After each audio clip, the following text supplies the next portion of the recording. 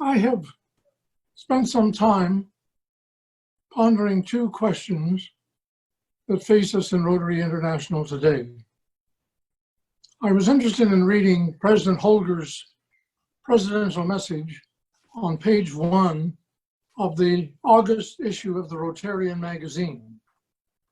And in that article, President Holger poses this question: what are we doing for our current members? Are we doing everything we possibly can to help our current members? I think this is a challenging question, particularly as it pertains to the pandemic age in which we live right now. And so I want to address that question with you for just a moment today. The second question that concerns me is this. Every year we graduate a number of past district governors. These people have been trained at some expense to Rotary International. They have a great education in Rotary leadership. What are we doing with them once they serve as the district governor? How are we taking advantage of the experience, the leadership, the vision, the things that they've learned over their years as district governor-elect, district governor nominee, district governor of their district? These, it seems to me, are challenging questions, and they confront Rotary leadership today in a way that is challenging for all of us. It seems to me that a great visionary leader in Rotary exercises a number of C's. He sees the problem. He or she also sees vision or potential. He or she sees the solution. He or she sees the goal. He or she sees the plan to reach the goal. And the governor then works the plan. And so I think it would be wise if I talk to you just a moment today about these questions that concern us in Rotary. A number of years ago, about 25 years to be precise, when Herb Brown of Florida was the president of Rotary International, he asked me to serve as the world membership chairman. And I sat down in my den one night and wrote why I am a Rotarian, why I give so much of my time and energy to this organization, which brings us all locked on today. I came up with 20 answers to the questions why anybody would benefit from Rotary. First, because of friendship. We know that those 4 men who gathered at Madame Galli's Italian restaurant and had spaghetti on the 5th of February, 1905, were desirous of expanding their friendships. And they were desirous of expanding their success in business or their professions. And they needed the friends and the people who knew them to come together to help them in their business, in their occupations, to be a success. Secondly, therefore, one of the great benefits of Rotary membership is business development. Third, personal growth and development. Fourth, leadership development. Fifth, citizenship in the community. Sixth, a continuing education each week as we listen to different speakers and programs at our club meetings. 7, fun. 8, the development of public speaking skills. 9, citizenship in the world. 10, assistance when traveling. 11, entertainment. 12, the development of social skills. 13, family programs. 14, the development of vocational skills. 15, the development of ethics. 16, cultural awareness of different people and different places around the world. 17, prestige. 18, an association with nice people. 19, the absence of an official creed, and 20, the opportunity to serve others. When I got through jotting these things down, I was a little bit shocked to realize that 19 of them were self-serving, but 19 of them were beneficial to the Rotarian more than to anybody else. Only the 20th, the opportunity to serve others, was the way we reached out and helped other people other than ourselves. So the question comes, are we meeting these objectives for our members in our club?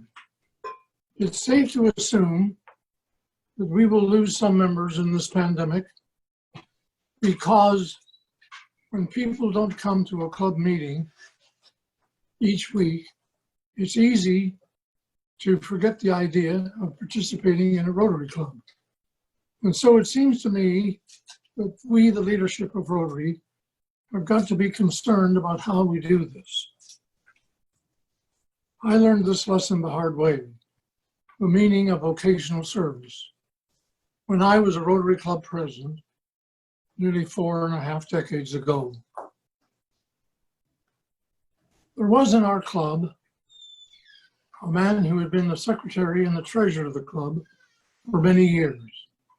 You know, many clubs have a guy or a woman who's taken on the role of secretary or club treasurer for a long time.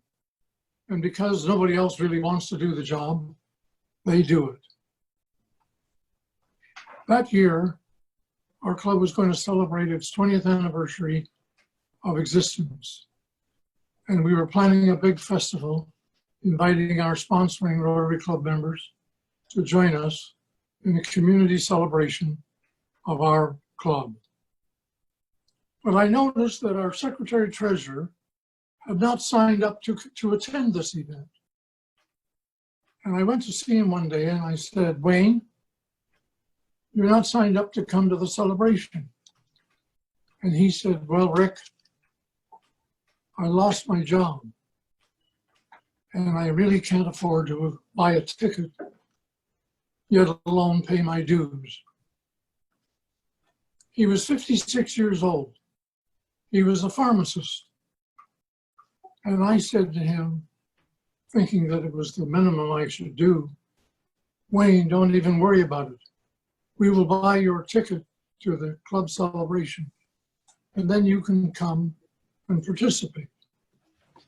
He said, well, I don't like to do that. I don't like to leech onto the club. But I said, you must come.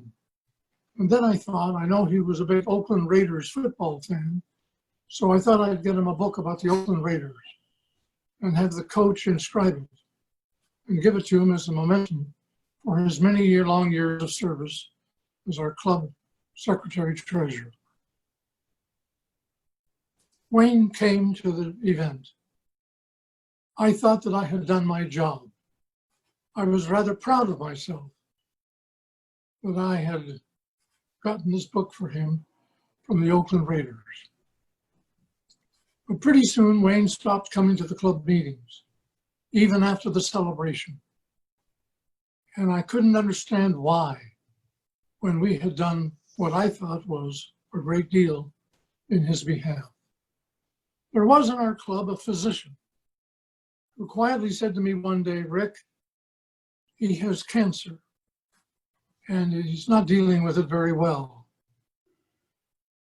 So I said, well, we must waive his dues, waive his lunch costs, and let him participate in the club the way he can afford.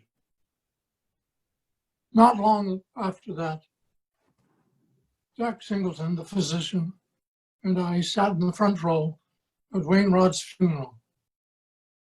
And I said to Jack, did the fact that he lost his job and couldn't find another one at the age of 56 have something to do with the loss of his life? And the doctor said, without a doubt, his spirits were down. He felt sad that all of a sudden his sons saw him as a weak person who couldn't support them any longer. And this affected his attempts but recovery. I thought to myself as I drove back from the funeral that day, what should I have done that I didn't do? What was the obligation of the Rotary Club to support this man who had been an active Rotarian for so many years and whose life was crumbling away from him at the age of 56? I wondered if I couldn't have gotten together a committee of the club and said to them in a discreet, nice way, is there some way that we can find a job for Wayne? Is there some way that we can put him back to work so that he doesn't feel like such a failure? I will never know whether I should have done that. But in my heart of hearts, I've often thought over the years, with all of the applause, with all of the travels, with all of the successes, with all of the exciting things that have happened to my wife and me in Rotary, I've often wondered, most of all, whether or not I didn't fail Wayne Rod, because I was the president of the club, and I could have done more to see that he was gainfully employed, or in some way helped so that he didn't feel like such a failure, and perhaps have been with us for a few more years. So when President Holger reaches out for the question, what are we doing for our members? The question in my mind is, what is our obligation to our members? After all, Rotary is an organization of people first.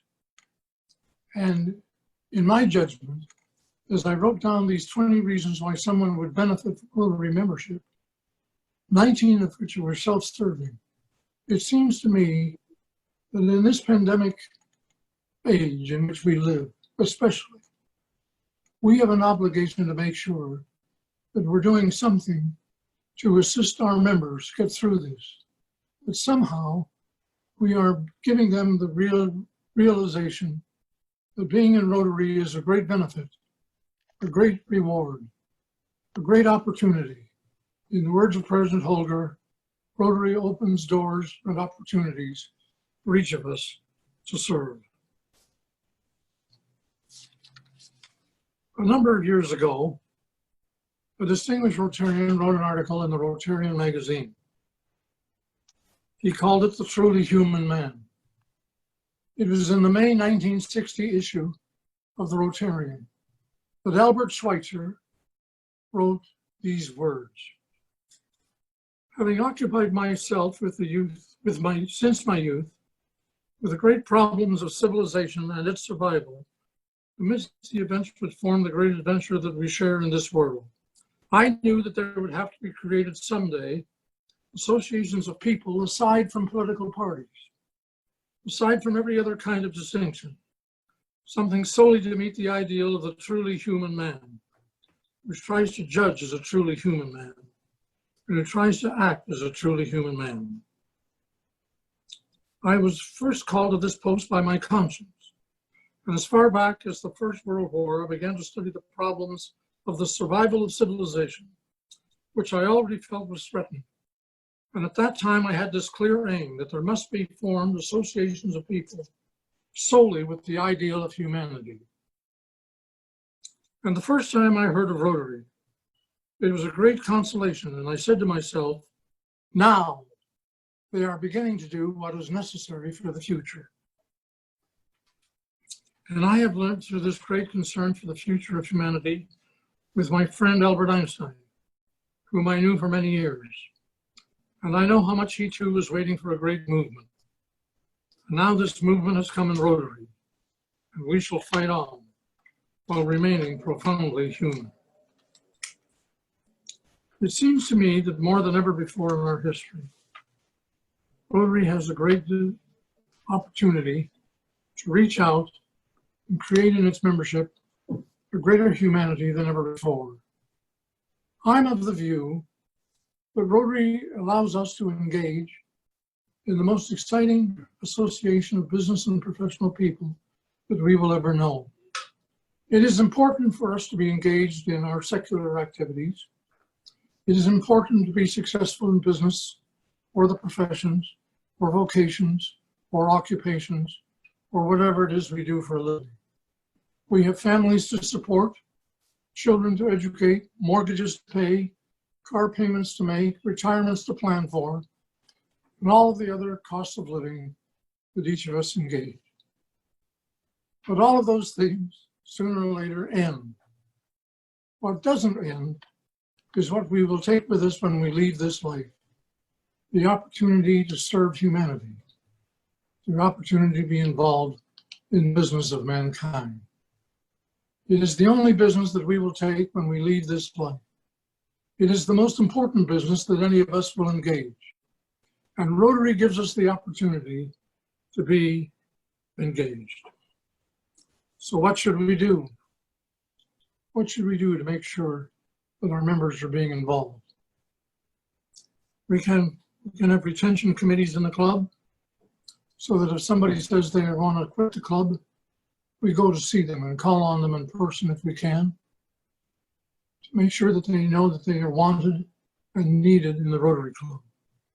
We can recharter clubs. We can assign new members in the club a club service assignment so that they are properly engaged in the club. We can set goals worthy of the people in our club, successful people who are accustomed to reaching goals that are worthy of their occupations and their educations. We can transfer memberships from one club to another. We can have membership campaigns. We can have family memberships, corporate memberships. We can involve ourselves in active public relations in the community. We can recognize Rotarians in our club on merit. We can have a new member program for each member who comes into the club. We can cultivate our youth organizations more. Rotaract, Interact, Early Act, RILA, Youth Exchange, and all of those things that are so important in the development of our club. These are some of the things that we can do as we engage our members to make them more effective and to make our clubs stronger. Now, I appreciate the fact that it's not easy to do some of these things sometimes. There's always somebody in the club that wants to complain. There's always somebody that thinks they could do it better than the president can do it. All clubs have a few naysayers, people who complain. And I'm reminded of the story of the man who found nothing in life worthy of praise. He was a pessimist by nature, and he complained all the time. Everywhere he looked, he saw poverty, misery, pollution, drug abuse, crimes, unemployment, illiteracy, illness, disease, depression. And he blamed God for allowing all of this to exist. And one day he went hiking in the hills above his town. His wife had packed a sandwich for him to take to eat his lunch on his hike. And he sat down on a big rock and he looked down and saw all of this misery, all of the pollution, all of the crime, all of the angst, all of the malnutrition that he saw in his town. And he was mad at God for allowing such things to exist.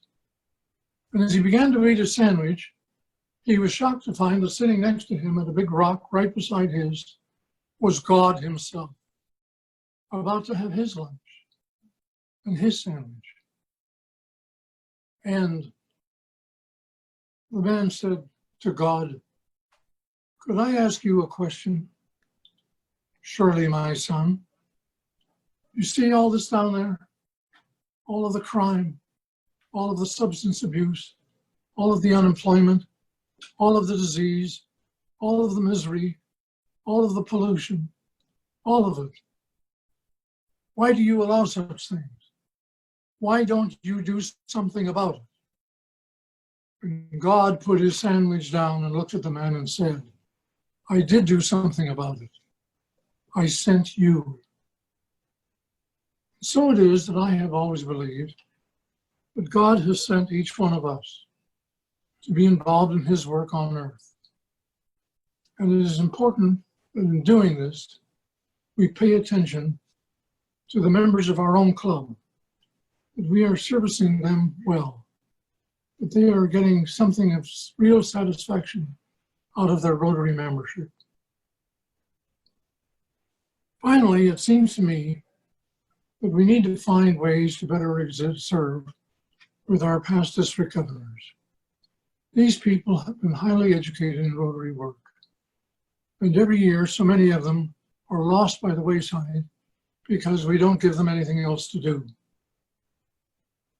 I can remember when we began the polio campaign. I was on the original United States Polio Plus fundraising committee. There were a dozen of us. And that committee was structured, the campaign was structured, so that we utilized past district governors in every district all over the world. And they were enthused and they were excited because even after their term as district governor was used up, there was something for them to do. There was something for them to give. And the more we asked them to give, the more they gave. And that had a great deal to do with the success of our polio effort in the mid-1980s. I'm wondering if we can't do the same thing with regard to membership development in the world today. Somehow that we find a way for past district governors to be actively involved in the recruitment of people to join Rotary in its work. From time to time, I'm told that it's hard for organizations like Rotary to come across as important anymore. We, after all, compete with people for their time and their means, and many people have occupations which don't allow them to take 2-hour lunches anymore.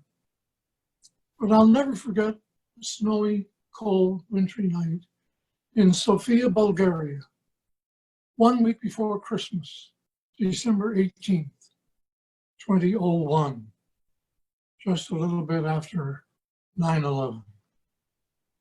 We had come to Sofia, Bulgaria on a cold, wintry night to charter 12 brand new Rotary clubs. It was quite an evening, quite an event. 2,000 people were in the audience in this cold, monolithic communist building that was devoid of warmth. But inside were 2,000 people, new members of these 12 new Rotary clubs that we were chartering that night.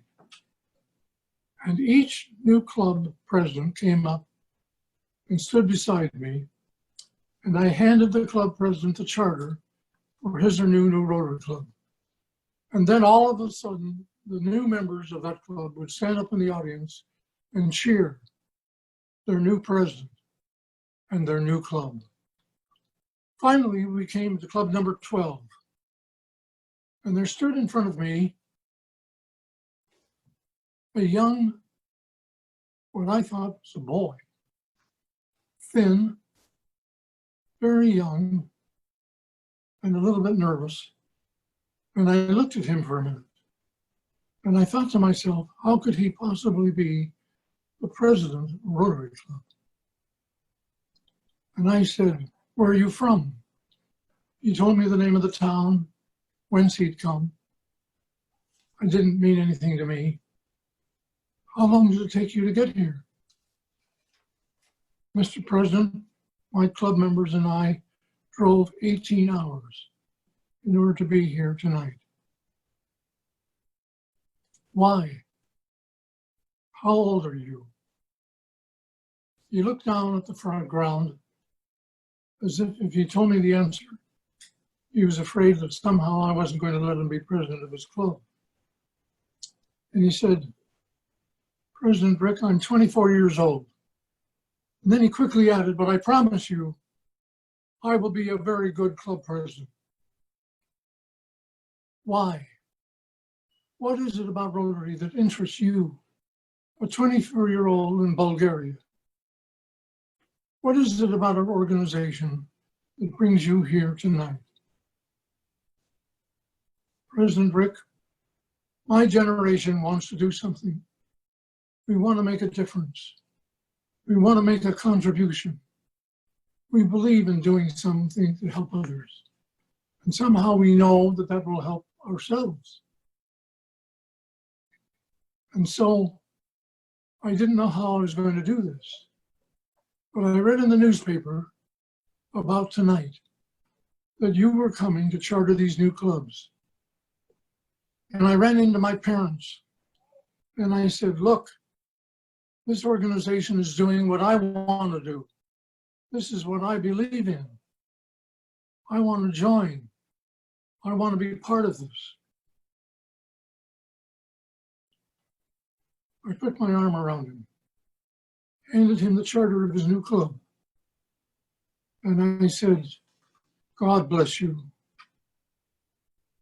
As long as we have young men and women, 24 years of age, who believe so strongly in what it is we're trying to do, Rotary has a future. I want to thank you for your continued involvement in Rotary. I believe that it makes a difference in the life of any human being. But when we are engaged in the business of humanity, and when we are engaged in the business of mankind, we are doing God's work on earth. May I close with the words of a dear friend of mine who served as president of Rotary International in the mid-1960s. He was a quiet theologian from Salt Lake City. His name is Richard Evans. And in our international convention at the south of France in Nice in 1967, Richard L. Evans mounted the podium of the convention and addressed the Rotarians of the world with these challenging words. It sometimes seems that we live as if we wondered when life was going to begin. It isn't always clear just what we're waiting for, but some of us sometimes persist in waiting so long that life slips by, finding us still waiting for something that has been going on all the time. There is no reason to doubt good intentions, but when in the world are we going to begin to live as if we understood that this is it? This is life. This is our time, our day, our generation, our one chance to do something for somebody else. This is the life in which the work of this life is to be done. This is it. Whether we are thrilled or disappointed, busy or bored, givers or takers, this is life. It's all we've got, and it's passing. What in the world are we waiting for?